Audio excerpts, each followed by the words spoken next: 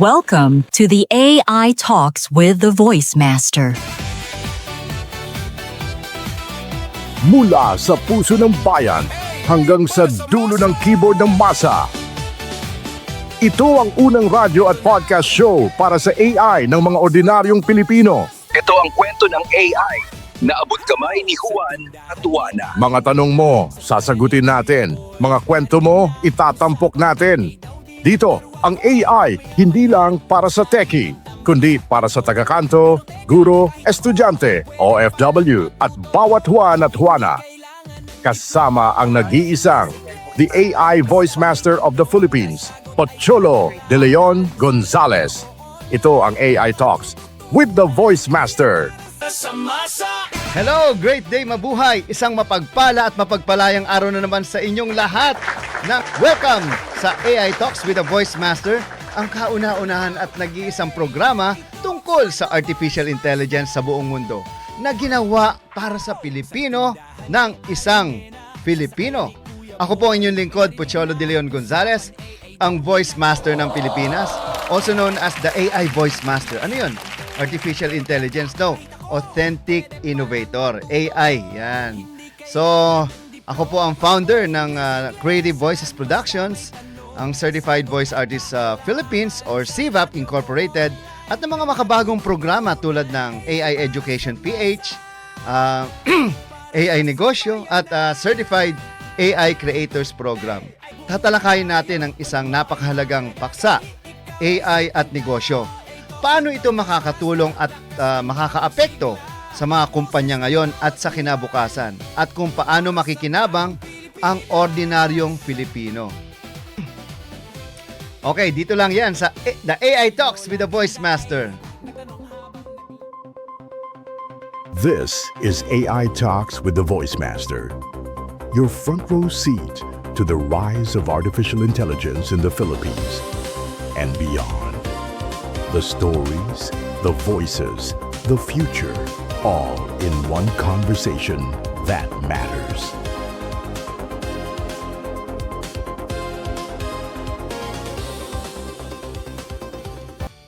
Alam niyo ba, may mga halimbawa ng mga paggamit ng AI ngayon. Halimbawa, okay? Call center at BPO. Gumagamit na ng AI chatbots at voice recognition para sa mas mabilis na serbisyo. Mga bangko at insurance, AI ang tumutulong mag-detect ng fraud at sumasagot sa inquiry 24/7. Ayan. Retail at e-commerce, personalized recommendation tulad ng Shopee at Lazada. Logistic at delivery, AI ang nag-optimize ng ruta ng mga riders. Ayan na. Okay, tignan nyo mabuti. Itong mga bagay na ito, sa dami ng mga araw-araw na transaction ako, almost everyday nag-Shopee ako eh. Naglalazada, nagti-TikTok, nagtemu, ano pa ba? Halos lahat na try ko na. Alam nyo ba, dahil dyan sa AI na yan, lagi akong may mga recommended na mga bibilhin. Dahil nga sa ganong sitwasyon, edi ang dami-dami kong nabibili. Mahina siguro ang 20,000 per month ang aking nagagastos sa pagbili pa lang ng mga products na yan. At yan ay sa tulong ng AI, no? At mabilis din nakakarating, in fairness. Actually, lahat ng mga gamit ko dito sa Creative Voices ay galing sa sa mga yan. Oo, at lalo-lalo na AI. Kung dati kailangan mo pa ng 5 o 10 tao para mag-manage ng negosyo, ito yun ha. Ngayon, may AI assistant ka na kayang gawin lahat at hindi nag-a-absent. Alam nyo, ito yung kagandahan sa panahon ngayon, no, ng AI na to. Dahil tayong lahat, ako, negosyante ako for almost, siguro nagsimula ako magnegosyo.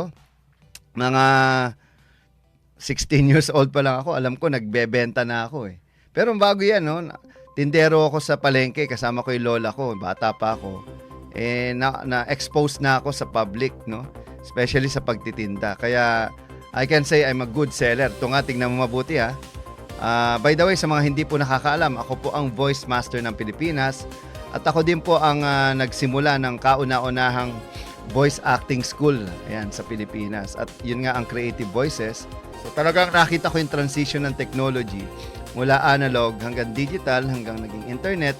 Ngayon naman, artificial intelligence na kung saan ako ay involved lalong-lalo na sa pag-digitize or pag-clone ng mga boses, especially yung boses ko, no? Ang boses ko kasi ang pinaka-familiar voice sa buong Pilipinas. Gamit na gamit yan. Okay? So, ngayong araw na to pag-uusapan natin yung paano ba nakakatulong ang AI sa mga negosyo at paano rin ito nakakaapekto. Pero para sa akin hindi ito nakakasira kundi nakakatulong kung ikaw ay open sa pagbabago. Marunong ka mag-adapt, no? So, pag-usapan natin kung saan papunta. Ayan, ano ba yung saan papunta tong mga pagninegosyo gamit ang AI? Una-una, agriculture. No? Siyempre sa agriculture, kailangan natin yan para mabuhay. Dahil pag walang agriculture, wala tayong kakainin. Andiyan ang food nang gagaling, di ba? Mula gulay, prutas, mga baka, manok, ano pa? O di mga gulay, yan, siyempre. At bigas. So, sa agriculture, magagamit mo ang AI sa smart farming. Yan. Ngayon, mga drones na yung ginagamit, no? At AI para sa tamang pag-aani. Yan. Lalong-lalo na sa programa mamaya kay Sir Kiko, Agri. Nag-guest na tayo dyan at doon pinag-usapan natin kung paano makakatulong yung AI sa pagsasaka. So, ano pa? Yung mga predictive analysis. Yan, malalaman ng negosyo kung anong trend bago pa ito sumikat. Kasi ito ngayon, unlike before, nakikisabay tayo sa pagsikat ng ibang produkto. Ngayon, kaya mo na siyang unahan. Lalong-lalo na ngayon, merong nauuso na yung tinatawag na vibe coding. Ano ba yung vibe coding? Parang, di ba, imagine mo kung ikaw yung may vibe. Ano ba yung feeling mo? So, kung ano yung i-discuss mo, sabihin mo ka sa AI, yun ang gagawin niya. Okay? So, sa manufacturing, mas ligtas at mabilis na operasyon gamit ang AI machines. So imagine niyo kung dati yung mga unang panahon, no, tao ang ginagamit. Yun lang, talaga marami maapektuhan ng mga factory worker. But I believe mas magkakaroon ng mas mabilis na productivity. Alright, so marketing and sales. Ano ba to? Yung AI na kayang gumawa ng campaign na parang may sarili kang advertising agency. Ayan, alam mo, gusto ko itong pag-usapan tong advertising agency. Kaya sa next episode natin, mas focus ako sa inyo. Alam nyo, voice talent ako eh. Matagal na ako nagboboses. Alam nyo mga kilalang boses ko. Alam nyo yung Bibo Hotdog, yung Pabe, Bibo! Bagong Bibo! oh, anong sikreto ng bagong Bibo? Tikman mo! Oh, paano? Papit ako eh. Nga! Ang sikreto ng bagong Bibo? Keso. Imagine niyo, boses ko lahat yun ha. At dahil dyan, naging bilyonaryo ang Bibo Hotdog. Yung CDO na company. Dahil lang sa commercial na yan. At alam nyo, huwag nyo na itanong kung magkano kinita ko. Maliit lang po. Ang malaki kinita, ad agency. So, ganun po katitindi rin yung mga ahensya. No? Pero, next topic natin yan. Next episode, pag-usapan natin yan. So, alam nyo, parang chess ang negosyo eh. No? Kung ang kalaban mo gumagamit ng AI at ikaw hindi, aba, sigurado, di ka pa tumitira, checkmate ka na.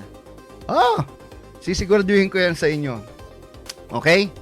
So ano ba yung mga benefits sa ordinaryong Filipino nitong AI na to? Kasi maraming nananakot eh. Ulit-ulitin ko, I'm warning you about these people na masyadong nananakot. Yung binebenta nila, yung scarcity and fear. No? Pag yan ang binebenta, syempre ikaw mapapabili ka. Parang nung pandemic yan, di ba napabili tayo ng maraming stocks. Pwede naman pala bumili kahit na sarado yung kalye. Okay, tandaan nyo, hindi lang negosyo ang nakikinabang dito, pati ordinaryong tao. Ito na yung time na magiging balance na yung mundo eh. Karoon na tayo ng opportunity na gawin yung ginagawa ng malalaking kumpanya. Lalong-lalo na sa mga freelancers. Ayan ha. Ang AI tools para sa pagdidesign yan, copywriting, video editing. Ngayon nga, itong programa natin, almost 50% ng mapapanood nyo ay AI, no? So, ito lang yung programang AI-driven talaga na makikita nyo yung diferensya sa gawa ng mga tao. At ito ay ginawa namin mabilisan, hindi kailangan ng, alam mo yan, maraming cheche-boreche. Ayan. lalo-lalo sa voiceover. Sa next episode, pag-uusapan natin yung epekto ng AI sa mga talent, sa mga artist, na dapat artist ako, talent ako, voice talent ako, alam ko kasi kung ano mangyayari. Okay? So next time, pag-uusapan natin yan. At sa mga OFW, ayan. Sa mga OFW naman, pwedeng magkaroon kayo ng mga side hustle online gamit yung AI. Napakarami pong opportunity ngayon na i-share din natin yan dito sa ating programa. At sa mga entrepreneurs po at sari-sari stores, yung mga AI apps na kaya mag-track ng mga inventory nila at yung mga benta nila, yan napaka-importante para malaman nyo kung kumikita kayo o hindi. Ayan. So tandaan nyo to ha, kung ang tindera sa kanto kayang gumamit ng AI para malaman kung ano ang mabenta, bukas, wala nang dahilan para sabihin hindi para sa akin ng AI. Tama ba? So sa mga nanonood, tuloy-tuloy lang natin ha. Dito sa programang ito, mapapanood nyo, marami tayong mga segment. Ang AI 101, ang Balitang AI, no? Ang AI on the Road ni Mac Florendo. At marami tayong mga makakasama, lalo na sila Jerry Ilaw, kasama rin natin para sa AI business o AI negosyo. Alright, lahat ng yan mga kaibigan, dito lang sa AI Talks with the Voice Master, Pocholo De Leon Gonzalez. Bang! AI 101. Your voice, your future. Great day, mabuhay! Welcome to AI Voice Master. I'm a Dub Voice Master. Tara na! Binago ng Gemini 2.5 Pro ang lahat sa mundo ng AI coding. Ilang buwan lang ang nakalipas, ang Gemini 2.5 Pro ay isa lamang sa mga inaabangang upgrade. Pero ngayon, binabago na nito ang laro. Nagugulat ang mga developer, nagkakagulo ang mga kakumpetensya, at ang modelong gawa ng Google ay tila isang bihasang software engineer sa pagsagot ng mga problema sa coding. Hindi lang ito basta autocomplete ng code snippets, kaya nitong gumawa ng buong app. Mula sa pagdidisenyo ng interface gamit ang YouTube video, hanggang sa paggawa ng komplikadong dashboard mula sa isang prompt lang. At sa bagong May preview release, hindi lang ito lumalaban sa iba. Lumalampas na ito sa mga tulad ni Claude 3.7 at sa aktual na coding tasks. Sa video na ito, susubukan natin ang Gemini, bubusisiin ito at ipapakita kung bakit ito na marahil ang pinakamakapangyarihang AI developer na nakita natin. Nakakagulat ang talon sa kakayahan nitong mag-reason, maging tumpak at mag-apply ng kaalaman sa aktual na oras. Kaya nitong isalin ang natural na wika, mga simpleng salita, at gawing gumaganang code base na may folder structure, dokumentasyon at working APIs.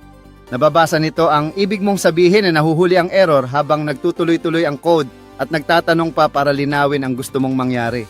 Hindi ito simpleng feature. Isa itong pagbabago sa paraan ng paggawa ng software sa hinaharap. Ang mga bagay na inaabot ng oras para sa mga junior dev noon, ngayon ay kaya na sa ilang segundo lang. At higit pa ron, naintindihan ng Gemini ang konteksto. Mas mahusay kaysa sa anumang nauna rito. At teka, may bonus pa. Pinatunayan ng Gemini 2.5 Pro na kaya nitong manood ng YouTube video at gumawa ng app na nakikita mo sa screen line by line. Kasama na ang React front-end, back-end structure at paliwanag para sa bawat bahagi. Hindi lang ito simpleng productivity tool.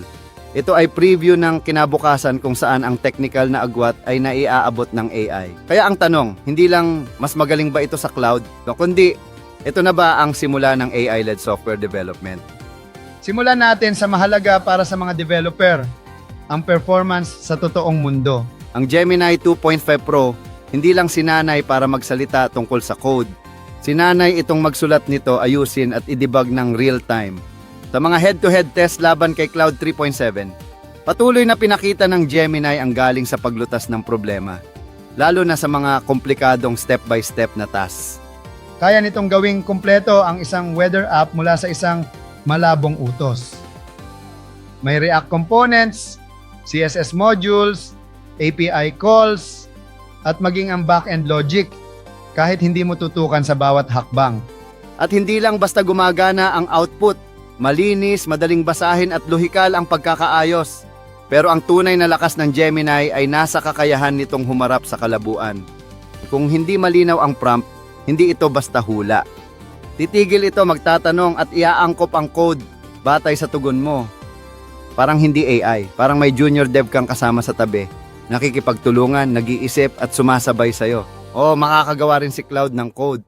Pero si Gemini may intention. Hindi lang siya sumusulat ng linya, kasama kanyang nag-iisip. Sa isa pang pagsubok, parehong binigyan ng parehong problema ang dalawang modelo. Gumawa ng React dashboard na nagpapakita at nagpifilter ng product data mula sa Mac API. Si Cloud nakuha ang layout pero maraming detalye ang nakaligtaan gaya ng data handling at component updates. Pero si Gemini, kompleto mula components, state logic, pagination, error handling, hanggang sa malinaw na folder organization, isang bagsakan, tapos agad. At hindi lang basta ginawa, ipinaliwanag pa nito kung bakit ganun ang pagkakaayos. Binigyan ka ng insight sa paraan ng pag-iisip nito. Dito nagsisimulang kumislap ang Gemini, hindi lang dahil sa ano ang nagagawa niya, kundi paano niya ito ginagawa. Kumakata siya ng code na sumusunod sa aktwal na daloy ng trabaho ng mga dev. Sinusunod ang best practices, gumagamit ng modern frameworks, at gumagawa ng matalinong desisyon para sa scalability. Para sa mga developer na gustong dumiretso mula idea patungong prototype, ito ang maaaring magbago ng laro. Isa sa mga nakamamanghang tampok ng Gemini 2.5 Pro ay ang tinatawag na multimodal intelligence. Ibig sabihin, naiintindihan niya hindi lang ang text, kundi pati mga larawan, screenshots, at maging ang YouTube videos. Hindi ito simpleng trick lang. Ito ay malalim na pagbabago sa ugnayan natin sa teknolohiya. Naintindihan ni Gemini ang visual hierarchy ng isang app, kung nasaan ang mga button, paano ang daloy ng layout, at anong klase ng navigation ang ginagamit. Hinahati nito ang interface sa mga reusable components at sinusulat ang code na handang gamitin sa production. Isipin mo ang epekto nito para sa mga non-coders, designers, or solopreneurs. Mula sa isang visual concept, pwede silang magkaroon ng working product. Kahit hindi magbukas ng IDE, at mas lumalalim pa ito. Kapag pinagsama mo ang vision at coding intelligence ni Gemini, nagiging posible ang mga senaryo kung saan ang isang YouTube tutorial ay nagiging live coding assistant. Kayang i-pause ni Gemini ang video, ipaliwanag ang nangyayari, buo din ang mahahabang seksyon at i-implement mismo ang pinapakita sa iyong sariling proyekto. Si Claude, magaling sa text-based tasks pero hindi pa niya kayang abutin ang ganitong antas ng visual understanding. Hindi ito paninira pero ibang liga na ang nilalaro ni Gemini ngayon. May mga ebidensya rin na mahusay si Gemini sa pagproseso ng screenshots ng mga lumang apps. May mga developer na kinukunan lang ng larawan ang lumang dashboard o mobile interface, ipapasok kay Gemini at sasabihing, gawin mong bago gamit ang modern frameworks at nagagawa niya ito, hindi lang niya kinokopya ang disenyo, binubuo niya ito muli. Responsive, accessible, at gamit ang updated code structure gamit ang React, Flutter o Angular, ang ganitong klaseng spatial at semantic reasoning. Dati ay para lang sa tao, ngayon ginagawa na rin ng makina. Pero marahil ang pinakakahanga-hanga ay nagagawa ito ni Gemini kahit hindi perpekto ang input. Hindi niya kailangan ng pixel-perfect na disenyo o kompletong instruction. Binabasa niya ang intention mo. Inuunawa ang mga magulong visual at naghahatid pa rin ng malinaw, malinis at functional na code. Hindi lang siya nakakakita, nakakaunawa siya. Ipagpapatuloy ko ang pagsasalin mula 4:48, 10:26 sa susunod. Gusto mo bang isang buo na rin ang huling bahagi o hati-hatiin pa rin sa mga timestamp para mas madaling sundan? Isang bagay na kahit ang mga bihasang developer ay hirap gawin, ang pagsalin ng malabong ideya tungo sa malinaw at maayos na output. Pero si Gemini, doon siya lalong humuhusay. Kung ang coding skills at multimodal na kakayahan ay hindi pa sapat, ang tunay na nagpapalayo sa kanya sa iba ay ang kakayahan nitong magplano at mag-isip tulad ng isang totoong developer. Hindi lang ito basta sumasagot sa prompt, nakakaisip ito ng susunod na hakbang. Sabihan mo lang siya ng layunin tulad ng gumawa ng SaaS platform na may user account, billing system, at dashboard. Hindi ito basta-basta magsisimula. Ipinapakita muna niya ang plano. Hinahati niya ang proyekto sa mga yugto, tinutukoy ang kailangang libraries at APIs, gumagawa ng file structure, at unti-unting binubuo ang lahat. May paliwanag pa para sa bawat hakbang. Hindi ito simpleng code generator. Isang product engineer na may estratehiya, mas kahanga-hanga pa rito ang kakayahan ni Gemini sa short-term at long-term memory. Sa mahabang usapan, natatandaan niya ang mga naunang nabuo niyong features, babalikan ang mga desisyong na pagkasunduan kahit ilang minuto o oras na ang lumipas, at tinitiyak na magkaugnay pa rin ang buong proyekto. Sabihin mo lang, idagdag mo yung login mo sa dashboard page at alam niya kung alin ang tinutukoy mo. Dahil dito, parang hindi ka na lang gumagamit ng chatbot, parang may kapartner kang developer na tunay na nakikipag-pair programming. Si Cloud 3.7, may memory rin. Pero ang plano ni Gemini ay mas estratehiko, mas organisado at minsan nakakakilabot sa pagiging tao. At higit pa roon, si Gemini ay nagbibigay mismo ng suhestyon. Kung may app ka na at tanungin mo siya, paano ito mapapabilis? O may security issue ba rito? Hindi siya magbibigay ng generic tips. Ia-analyze niya ang buong codebase, ituturo ang kahinaan, magmumungkahi ng mga tiyak na pagbabago, at kaya pa niyang gawin ito kung aprubahan mo. Mula simpleng tool, naging teammate mo na siya. Hindi lang siya tumutulong sa pag-code. Nagre-review siya ng gawa mo, pinapaganda ito, inaakma sa best practices kahit hindi mo nasabihin gawin pa. At ang epekto nito lampas sa kaginhawahan. Ang Gemini 2.5 Pro ay maaaring maging daan para maibsan ang hirap sa pag-aaral ng coding at bigyang lakas ang mga taong may ideya ngunit kulang sa technical na kakayahan para makagawa ng software na professional level. Napapaikli na nito ang development cycle, binabawasan ang oras sa mga paulit-ulit na gawain, at binubuksan ang bagong bilis kung saan ang prototype ay maaaring buuin, subukan at i-revise sa loob ng isang araw. Para sa mga startup, game changer. Para sa mga solo entrepreneur, isang revolusyon. Para sa malalaking team, ibig sabihin nito ay mas maraming resources ang maaaring ilaan sa creativity at design, habang ang AI ang bahala sa mga paulit-ulit na gawain. Pero teka, may mas malalim na tanong dito. Paano kung ang AI ay mas magaling na sa average developer sa 80% ng trabaho? Hindi lang sa pagsulat ng code, kundi pati sa pagpaplano, pag-optimize at pagpapaliwanag. Hindi pa tayo nandoon. Pero dahil sa Gemini 2.5 Pro, mas napapalapit na tayo ron. At kapag nagsama-sama na ang memorya, paningin, pangangatwiran at pagkilos sa iisang AI agent, isang agent na kayang bumuo ng buong produkto ng mag-isa, maaari nitong baguhin ang buong industriya ng software.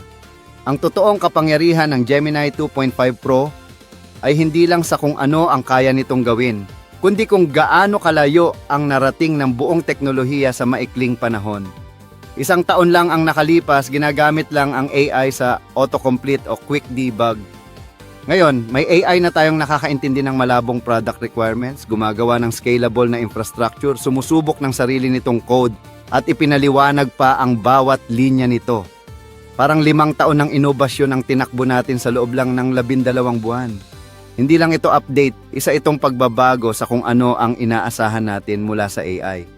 At kahit may ilan pa ring mas komportable kay Claude 3.7 sa pagsusulat o pakikipag-usap, si Gemini ay mas nararamdamang ginawa para talaga sa mga developer at product builder. Gamay nito ang wika ng code, malawak ang pananaw sa plano, at malikhain sa interpretasyon ng visual. Ito ang uri ng assistant na pwedeng makiupo sa product meeting, iguhit ang ideya habang nasa call at makagawa ng working prototype bago pa matapos ang araw.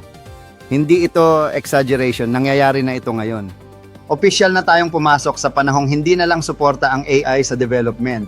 Kasama na siya sa mismong paggawa ng kinabukasan ng software. Bagong yugto ito sa kolaborasyon ng tao at makina. At ang Gemini 2.5 Pro ang pinakamalinaw na senyales na nagbago na ang laro. Hindi na lang ito tool, kundi mistulang junior engineer, product strategist at visual interpreter na pinagsama. Ang mga panahong ginugugol natin sa pag-aayos ng libraries, pag-set up ng environment, at pagsasalin ng malabong idea mula sa kliyente papunta sa code, maaari nang mawala. Ginagawa na yon ni Gemini at higit pa ng may bilis at linaw na hindi mo inaasahan. Para sa developer, hindi ito katapusan. Ito ay evolusyon. Mula sa pagiging tagasulat ng code, tayo na ngayon ay magiging system architects, creative directors, at AI supervisors. Hindi na syntax or boilerplate ang iisipin, kundi ang logic, disenyo at karanasan ng user, mga bagay kung saan nangingibabaw pa rin ang insight ng tao.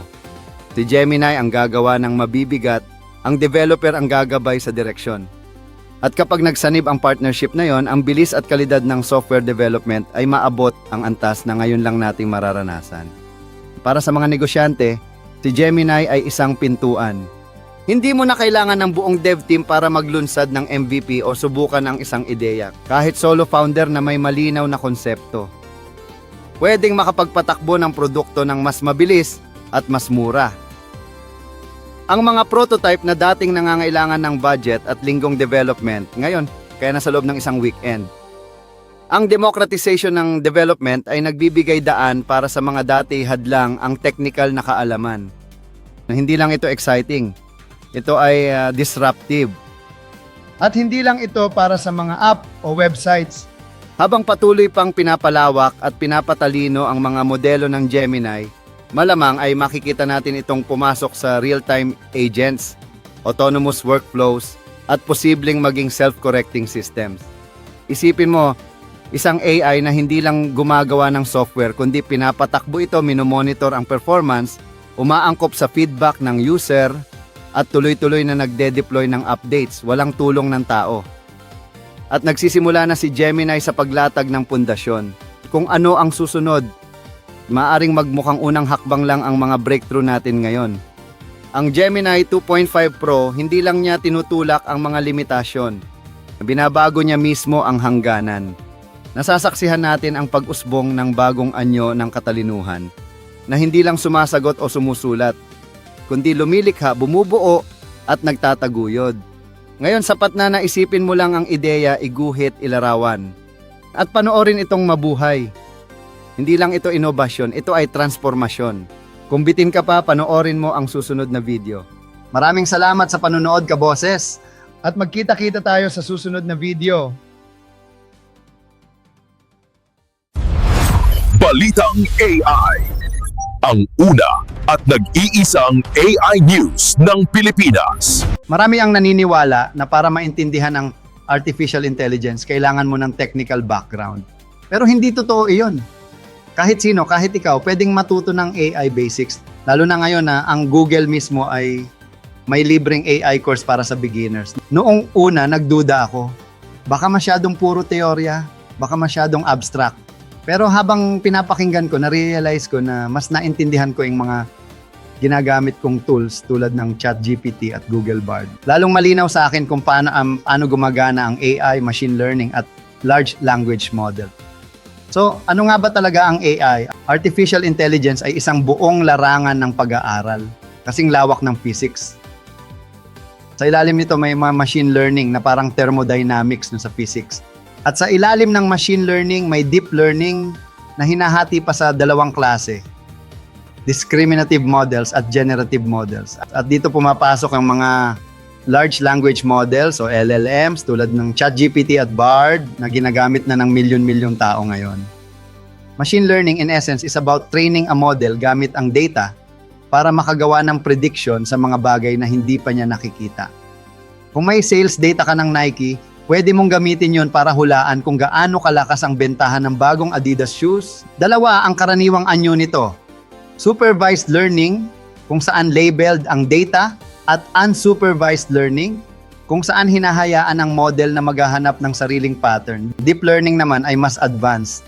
Gumagamit ito ng artificial neural networks inspired by the human brain. Ang kagandahan nito, kahit maliit lang ang portion ng data na labeled, kayang turuan ng system ang sarili gamit ang semi-supervised learning.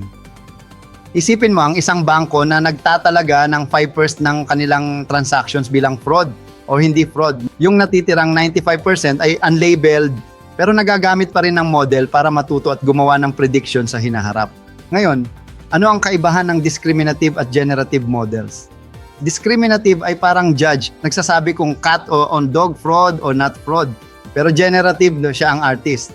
Gumagawa siya ng bago. Hindi lang niya kinikilala ang aso, kaya pa niyang gumawa ng bagong larawan ng aso mula sa natutunan niyang patterns.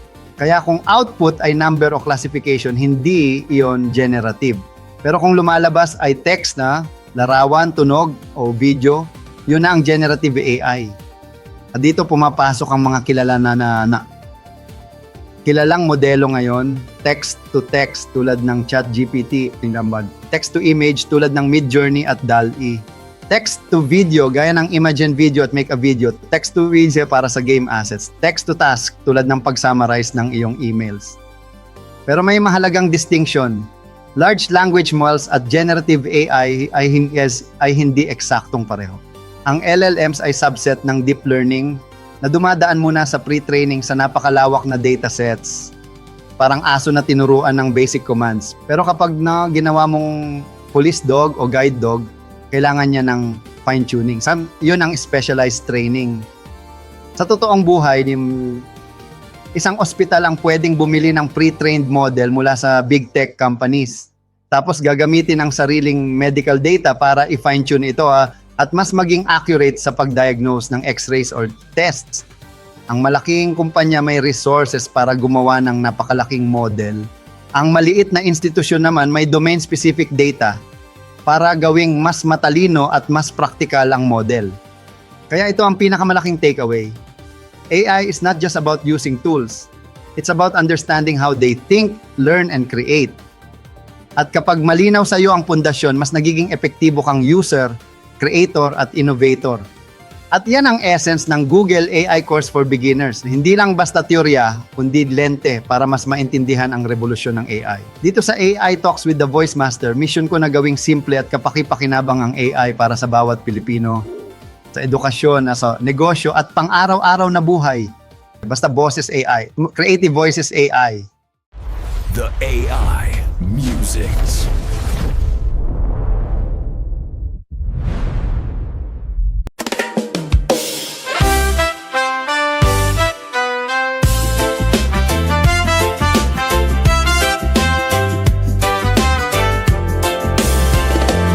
Sa baybayin ng Sikihor, ako'y naglalakad, punin ang alon, kasabay ng aking tinig at dasal. Sa ilalim ng buwan, apoy ng mga sulo, kwento ng isla, dumadaloy sa dugo ko. Sa hangin naririnig, mga lihim ng dagat, boses ng kalikasan, walang hangganang pagyakap. Ako ang tinig ng isla, boses na walang takot. Mula sa apoy ng gabi hanggang sa pagsikat ng araw, Isla del Fuego, ikaw ang aking tahanan. sa puso ng boses, ikaw ang liwanag at apoy ng bayan. Yeah! Sa isla ng apoy, ako'y nagmula. Boses ko'y apoy na hindi mawawala. Mystic vibes, feel the fire in the sea. Sikihor rhythm, let me take you by the hand. Sa bawat tibok ng tambol, puso'y lumalaban. Reggae sa dugo, rap na makabayan. Bisan na sa pako, Sikihor gihapon ang akong gugma. Isla ng Fuego, Forever sa akong kinabuhi. Tinig ng isla, dala ko sa mikropono. Voice master name hanggang dulo ng mundo.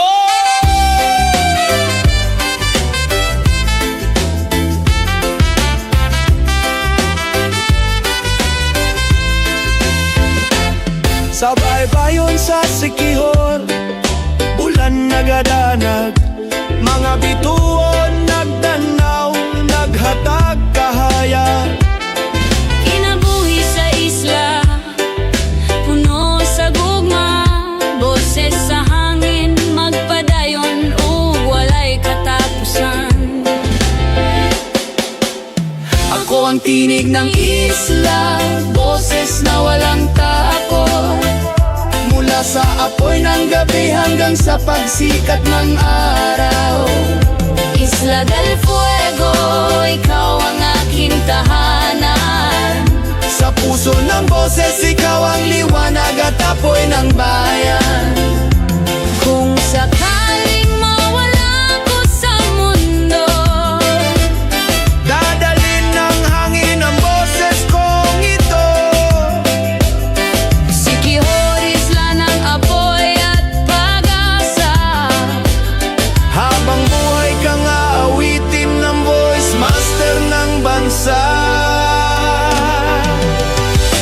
ang tinig ng isla, boses na walang takot. Mula sa apoy ng gabi hanggang sa pagsikat ng araw. Isla del Fuego, ikaw ang aking tahanan. Sa puso ng boses, ikaw ang liwanag at apoy ng bayan. Isla del Fuego,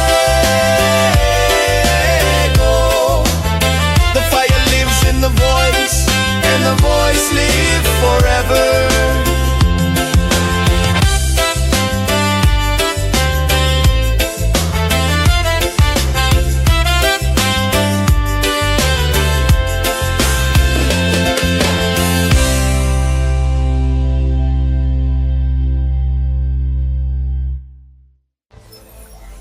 AI Education PH.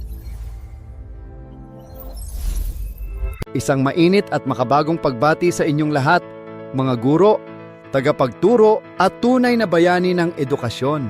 Ako po si Pocholo the Voice Master de Leon Gonzales at bilang inyong kasangga sa pagbabagong hatid ng makabagong teknolohiya, nais kong dalhin sa inyo ang isang mensahe ng pag-asa, oportunidad at panibagong yugto para sa edukasyon ng bawat Pilipino.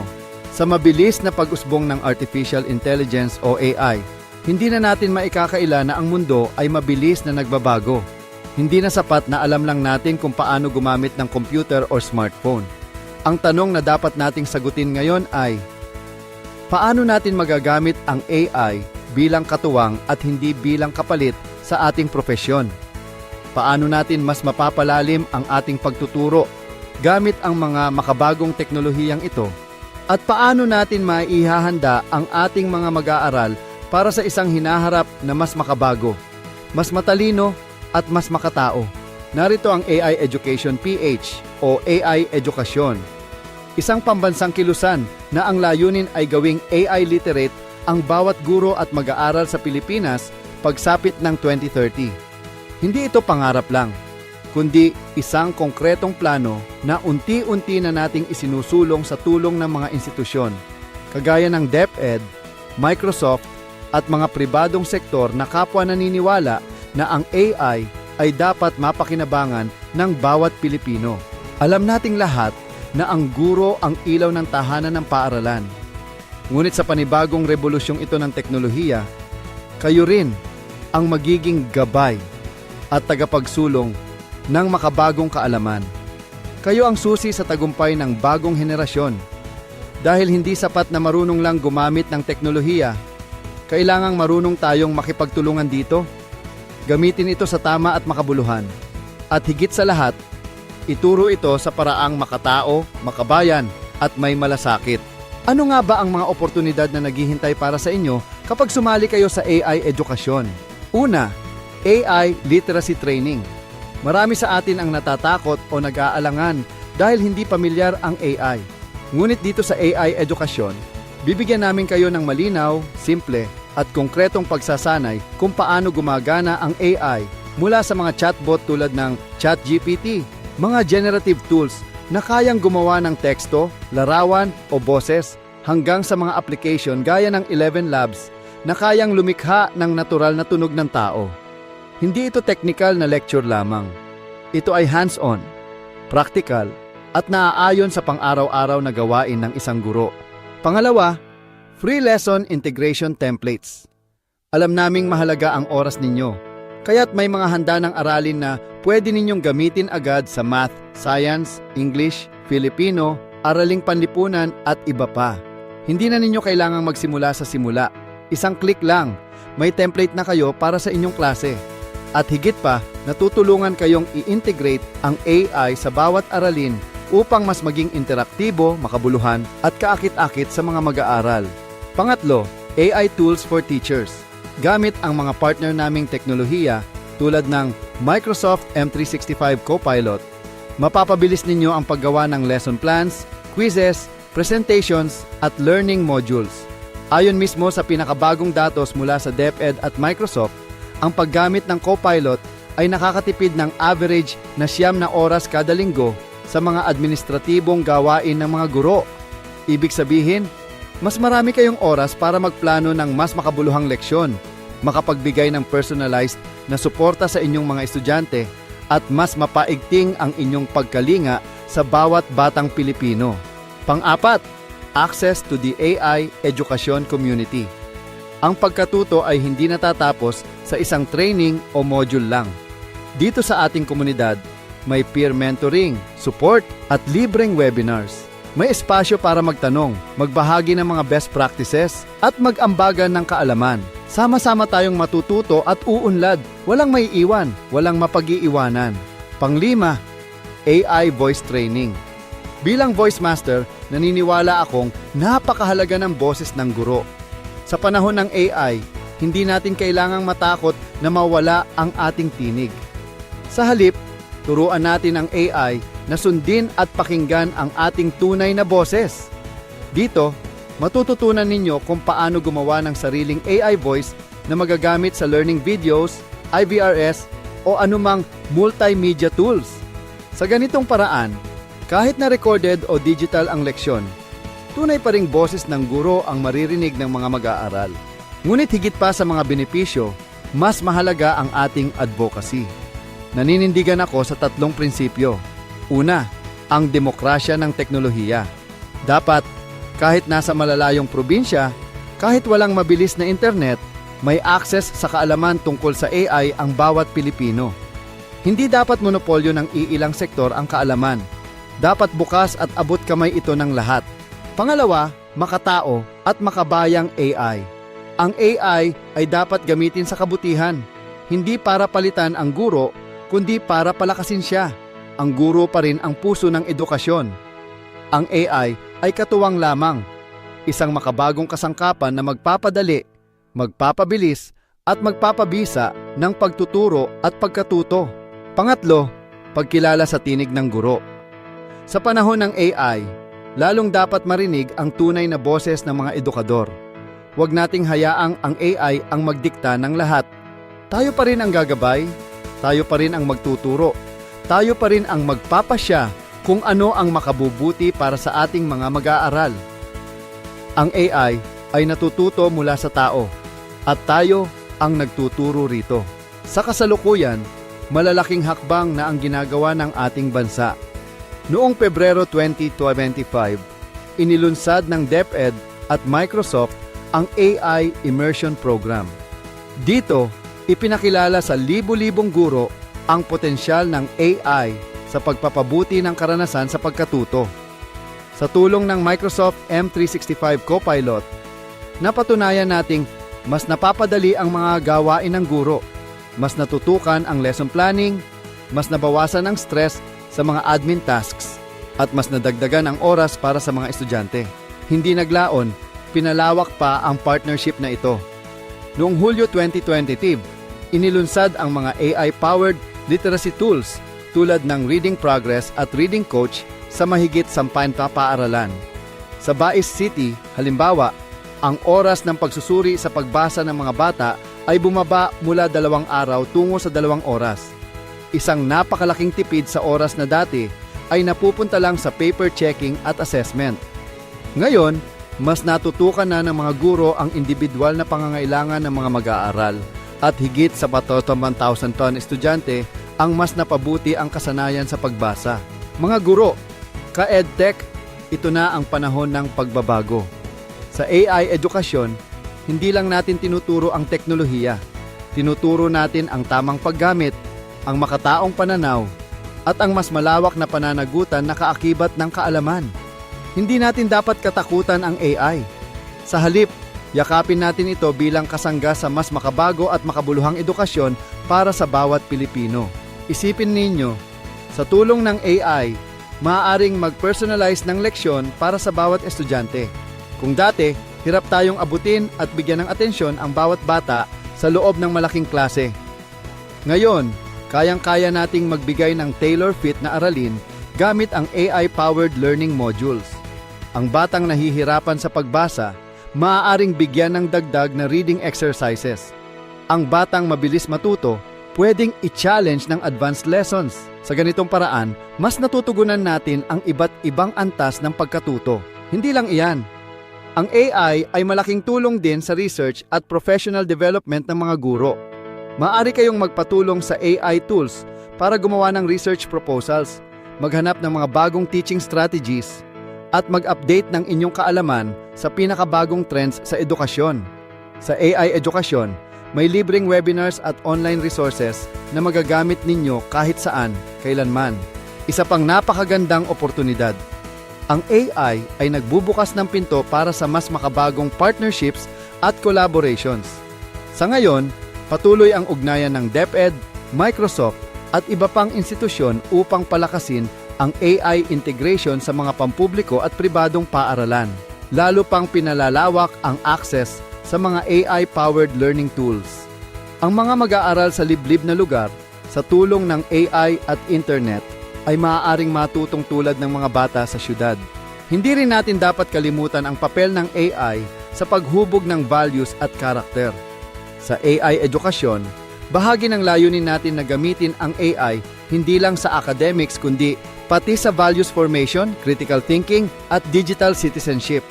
Tinuturuan natin ang mga bata hindi lang kung paano gamitin ang AI, kundi kung paano maging responsable at makataong digital citizens. Lahat ng ito ay posible kung magsasama-sama tayo. Kaya't aking panawagan, huwag tayong mahuli.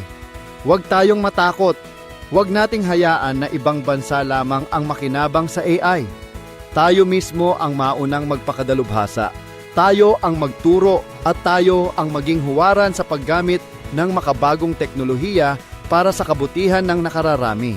Ang paglahok ninyo sa AI edukasyon ay hindi lang para sa sarili ninyo, kundi para sa inyong mga estudyante, para sa inyong mga pamilya, at para sa kinabukasan ng ating bayan. Maging certified AI educator, isang guro na hindi lang magaling magturo, kundi marunong ding gumamit ng AI sa makatao, makabayan, at makabago na paraan. Bilang Voice Master, ipinapangako kong hindi namin kayo iiwan. Patuloy kaming gagawa ng mga makabagong training, resources, at support para sa inyo. Tutulungan namin kayong palakasin ang inyong boses, literal at metaphorical, sa panahon ng AI. Dahil sa dulo ng lahat ng ito, ang tunay na lakas ng edukasyon ay nasa kamay, isip, at puso ng guro. Kaya't mga kapwa ko tagapagtaguyod ng edukasyon, ngayon na ang tamang panahon para sumabay sa daluyong ng pagbabago. Yakapin natin ang AI bilang katuwang, hindi bilang kalaban. Gamitin natin ang AI hindi lang para padaliin ang trabaho, kundi para palalimin ang epekto ng ating pagtuturo. Ipagpatuloy natin ang ating misyon, ang hubugin ang kabataan, ang magbigay liwanag sa bawat tahanan, at ang maging ilaw ng bayan sa gitna ng makabagong panahon. Sumali na sa AI edukasyon. Maging bahagi ng kasaysayan ng makabagong edukasyon sa Pilipinas. Sama-sama nating gawing AI literate ang bawat Pilipino. Sama-sama nating buuin ang isang mas matalino, mas makatao, at mas maunlad na kinabukasan. Mabuhay ang bawat guro, mabuhay ang edukasyon, mabuhay ang makabagong Pilipino.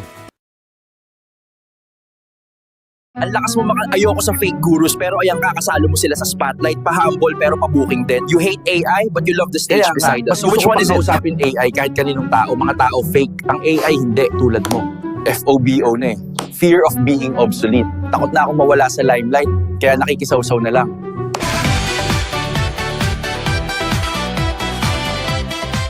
Okay, naku, napakabilis po talaga ng oras kapag masaya, gustong-gusto natin yung ginagawa natin at marami tayong natututunan, di ba? So mga ka-AI, malinaw na malinaw. AI is not a threat. It is a tool. Remember that. At ang tunay na tanong ay, kung mawawala ba ang trabaho mo? Kundi, kung hindi ka handa, syempre, sigurado, yung gumagamit ng AI, ang makakakuha ng trabaho mo. Sila yung mga taong mas lalago at mas aasenso. Okay? Kaya nga, andito ako para tulungan kayo i-share kung ano yung mga opportunity natin na pwede pang magamit using AI. Alright? So,